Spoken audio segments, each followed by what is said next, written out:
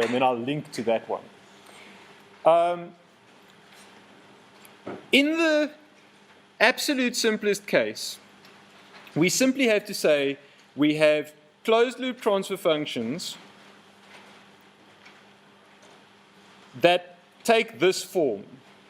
We have y is equal to GC GP over 1 plus GC GP, and that's going to be for y SP. And we've got 1 over 1 plus GC GP for D. So these are the closed loop transfer functions. If you look at the textbook, you'll see that we can obviously problematize this a little bit more. We can put more stuff in the feedback loop. We can put in a valve transfer function and so on. But it all boils down to the same idea, that we have this kind of standard shape, the forward part divided by 1 plus everything in the loop part. Now, we identify these two transfer functions as the thing that relates inputs to outputs within the closed loop. And it's clear, hopefully to everybody, that firstly, we notice that these closed loop transfer functions all share the same denominator. So that's the first thing we realize, is that the stability of the system is not dependent on the input that we are using or that we are changing. So if we look at this math, we realize that that denominator, and remember we associate the denominator of transfer functions with the characteristic equation, with the dynamic nature of the transfer function. So, and we see that that denominator is in common between both of those transfer functions. We'll see if you were to introduce additional inputs. So, for instance, in some cases there is something called noise, which kind of there. It doesn't matter where things enter into this loop. The closed loop transfer functions, all of the possible closed loop transfer functions that you can write down that relate inputs to outputs in the system, will share this same denominator. And we're going to be looking at the most simple version of stability analysis, which is to find the roots of this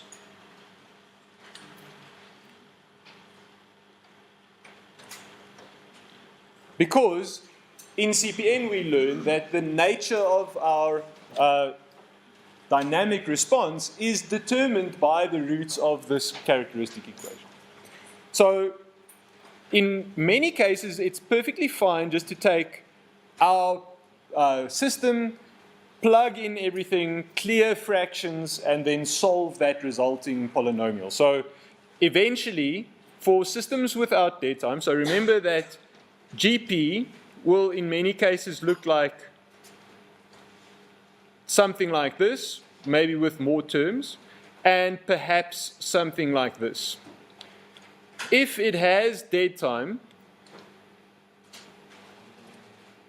then this equation over here will no longer be a polynomial. And that will complicate the calculation of the roots slightly. So initially, we'll be focusing on systems without dead time. And you'll remember that the PID controller expression was also just a rational function of S. And so if I have a rational function of S as my controller, so if GP is the very common or if GC is the very common GC for a PI controller, remember it's over 1 plus tau is plus tau ds. Okay, so that's a standard PID controller. You can recognize that after some manipulation, that's also simply a rational function of S. So if if GP is a rational function of S containing no dead time, and GC is a rational function of S containing no dead time, and there are no other blocks in the system, this characteristic equation will simplify. This will become a polynomial root exercise.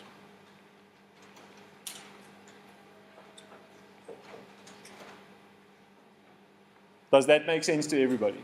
So that idea, and look, okay, so I see I've lost a couple of people. Let me be concrete, okay? So under these conditions, let me just get,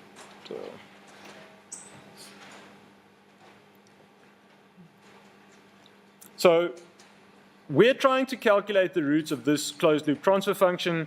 If I have, let's call GP a first order system and let's call GC that PID. Under those conditions, we will have 1 plus KC. KC sounds lots like Siri, apparently. We'll have 1 plus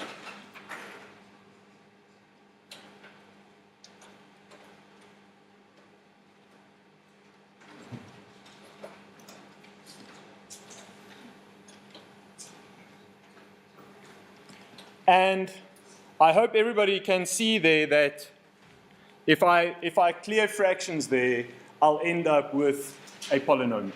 The polynomial equal to 0. Is that clear to everybody? And so this is going to happen almost all of the time if we don't have dead time in our system, if we're working out the roots of the characteristic equation.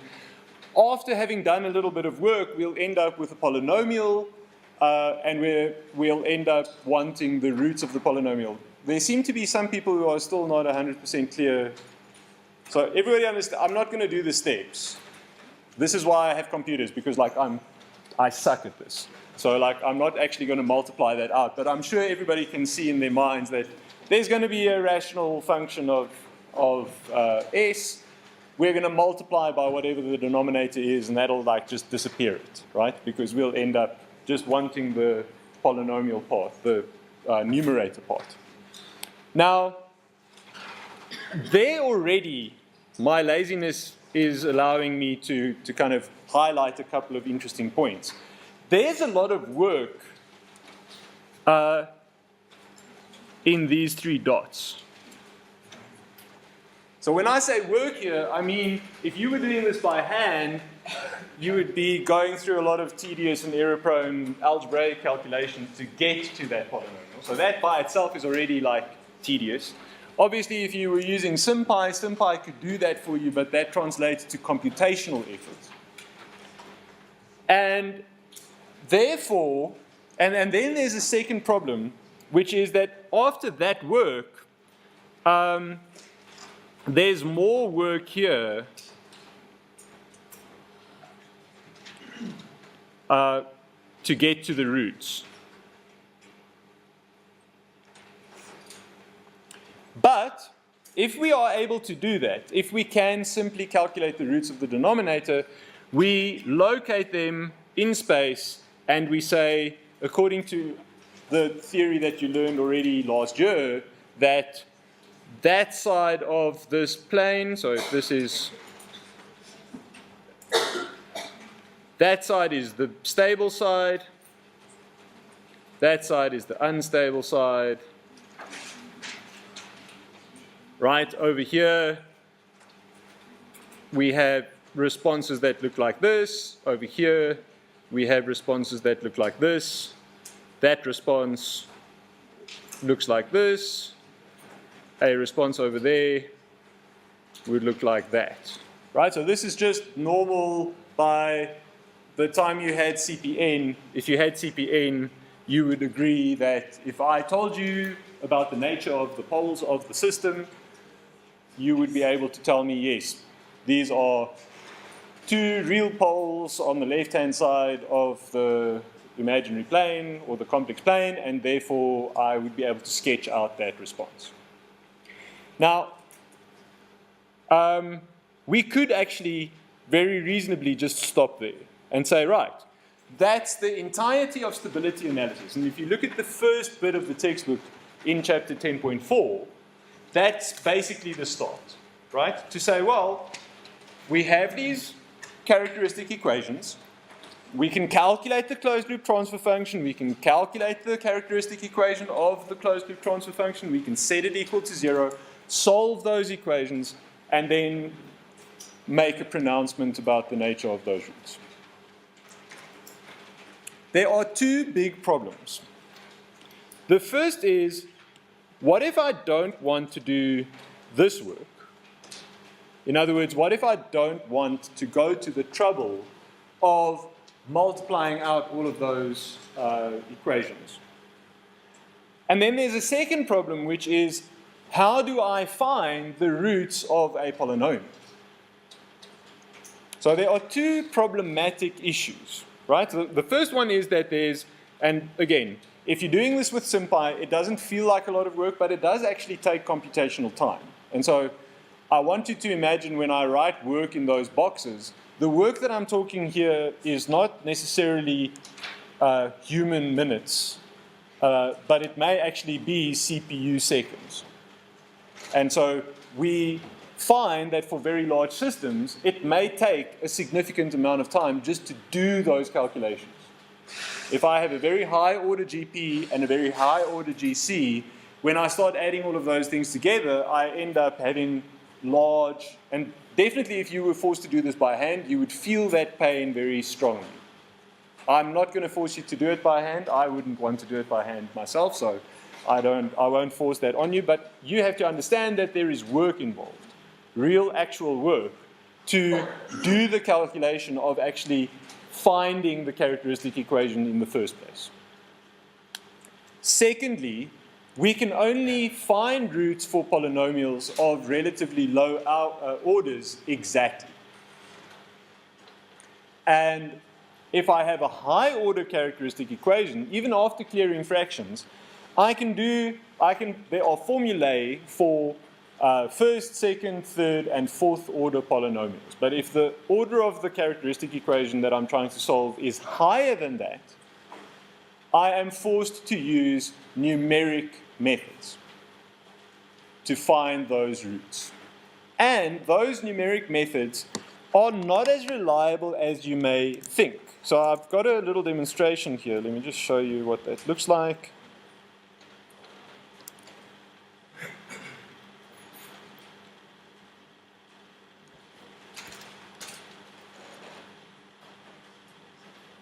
Okay, so you'll see that the first technique that we use to kind of save ourselves work that you came across in the textbook. So, okay, first section of 10.4 is just what I've just done on the screen, right? It's calculate the closed loop transfer function and calculate the roots of that characteristic equation. The roots tell you everything that you need to know.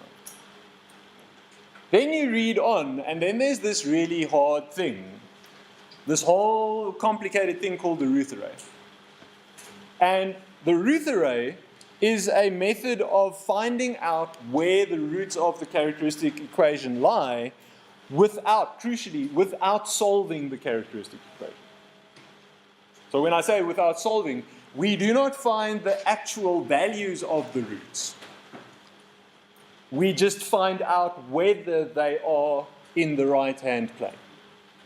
And it turns out that it is much less computationally demanding and much more accurate to find out whether there are any roots on the right-hand plane than it is to actually calculate the roots.